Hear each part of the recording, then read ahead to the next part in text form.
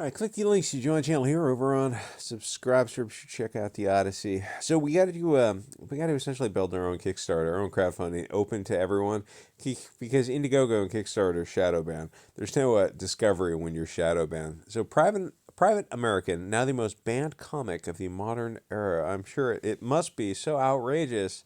Oh, wait, are we still talking about comic books? Yeah, hard to believe sometimes we're talking about freaking comic books. All this stuff started, what, 5 years ago over comic books.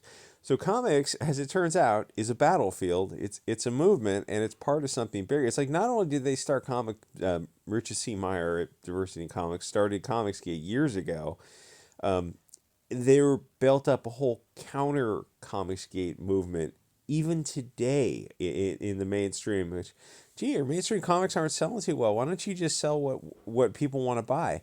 Oh, we can't do that. There's this whole like anti-Comicsgate, people who devote energy, time and energy to being anti something.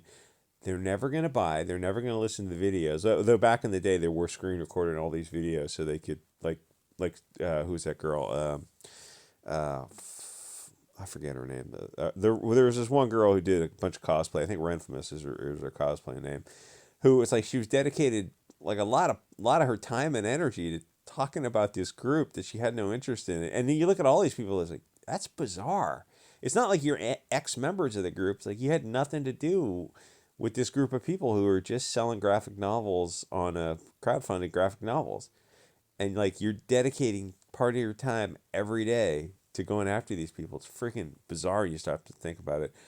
So comics is a battlefield. It's a movement, and it's part of something bigger. And pretending it's not is just disingenuous con ops. If you think you can just fight this little battle and hopefully the bullshit machine will overlook you, you're whistling past a graveyard. In modern age, it's not politically correct to write a story about stopping drug smuggling and human traffickers because it doesn't involve the fair, beautiful people of the light. It's why Mike Miller's Lone Star was banned, because while in the comic book world, see Al Ewing's Immortal Hulk, the bad guys are green-eyed motorcycle gangs. It's just as stupid as it sounds.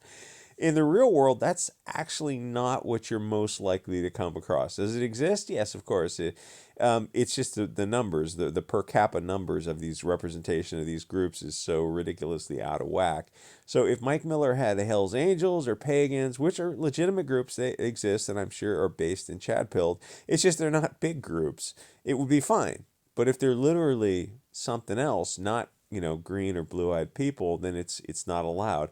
So it's for some reason Al Ewing seems to think that America is full of fair-skinned motorcycle gangs who act like. So do those gangs? Do they secretly run Detroit, Chicago, St. Louis, L.A.? Yeah, that's right. These secret Viking motorcycle gangs. Are there Viking motorcycle gangs? Yeah, but I don't think you understand what per capita means, Al Ewing. So what happened? Guys are, that might have been some hot words for YouTube, I don't know. Guys are trying to sell stuff on crowdfunder sites, so alt-left toxic trolls just mass report the campaign because it's a comic book that talks about people who move quantities of contraband from the south to the north, which is, even to say the name of that country probably pings on the algorithm a little bit, and it's definitely not politically correct.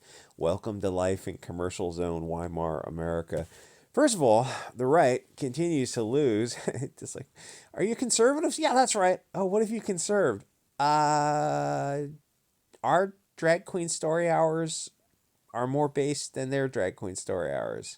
Our BLTs are better looking. Yeah, you conserve fuck all is what you conserved. The right continues to lose because they play by the rules of the left. They accept the terms of the battlefield instead of redefining the terms. They immediately disavow anyone who is a millimeter to the right of their present position because the moderate right is still brainwashed by a lifetime of media propaganda. The left wins because they don't disavow the far left. They openly encourage the far left. The left goes left, and the right follows them left just a little bit slower. The modern right wing would disavow their grandfathers if they heard what they believed. The Antifa says, like, we were just like them, storming the beaches. You would call your own grandfathers literally the group that they were fighting against.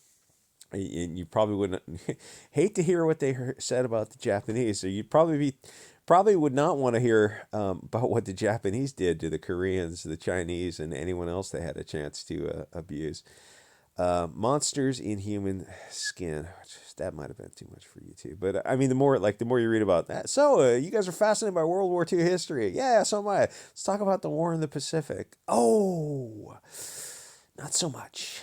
Not so much. So the thing is, the left at least is going in the we're just like we beat the Germans once before. Like you look at these Antifa kids, it's like they think they're their grandfathers. And you look at these people like you, you, you think like you're not even your grandmothers. And to be fair, neither are we either. But like you look back at what your grandparents or your great grandparents went through, like the life they had, like living on a small farm, and like like your grandma or your great grandma was harder than you'll ever be. Like that for the left or the right. Like you just look at the conditions in a first world nation. It's like that really is true. My mom was going to school.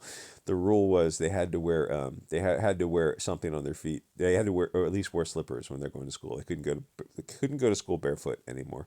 So that is life in a small village. The thing is, the left at least is going in the direction they want to go in. The right says one thing, and then they just follow the left like the gutless pussies they are. Tucker Carlson is further to the left than Biden, Hillary, and Obama were a decade ago. Anyway, the moderate right keeps losing because they're accepting the terms and conditions of the Bolshevik left and they're passively resisting instead of actively moving to the right and taking ground. Yes, you can win if you're on the right, but you can't do it by being politically correct.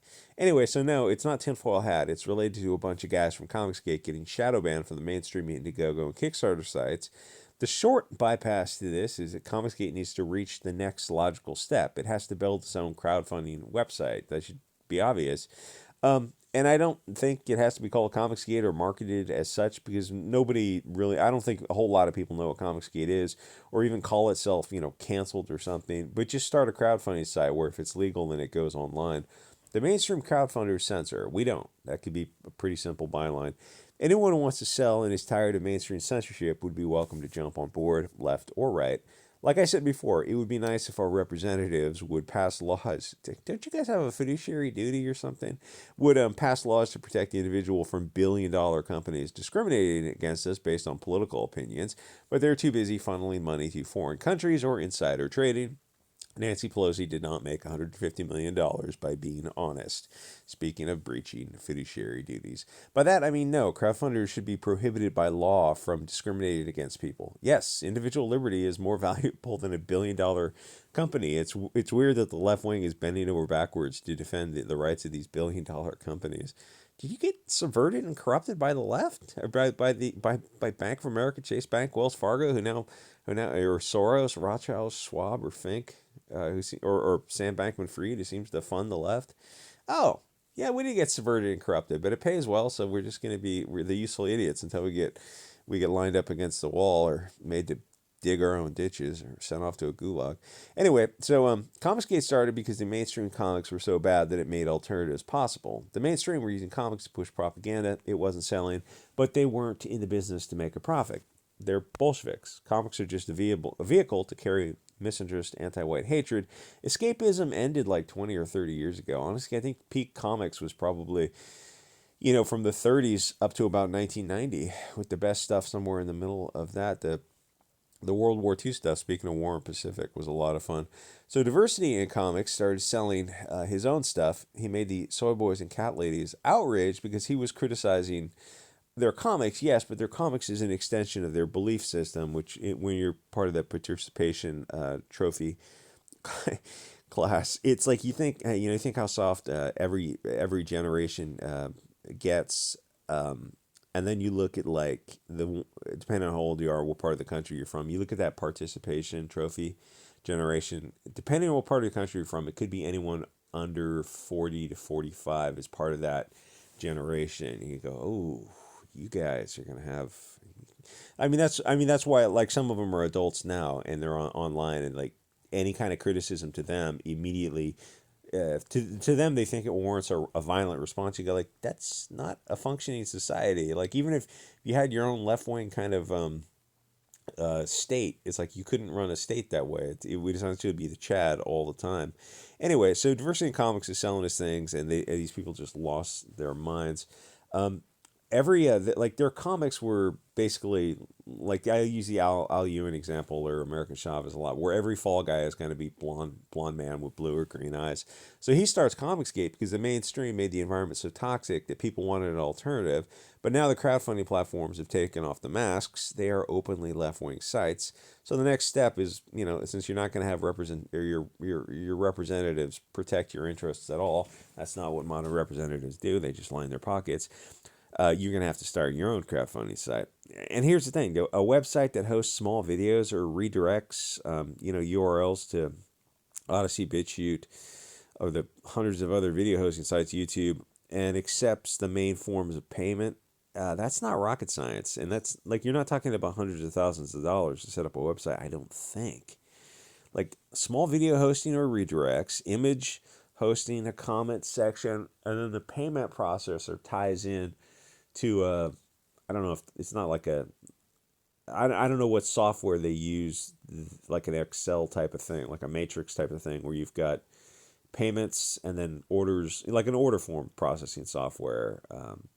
I can't imagine that that's an insurmountable hurdle.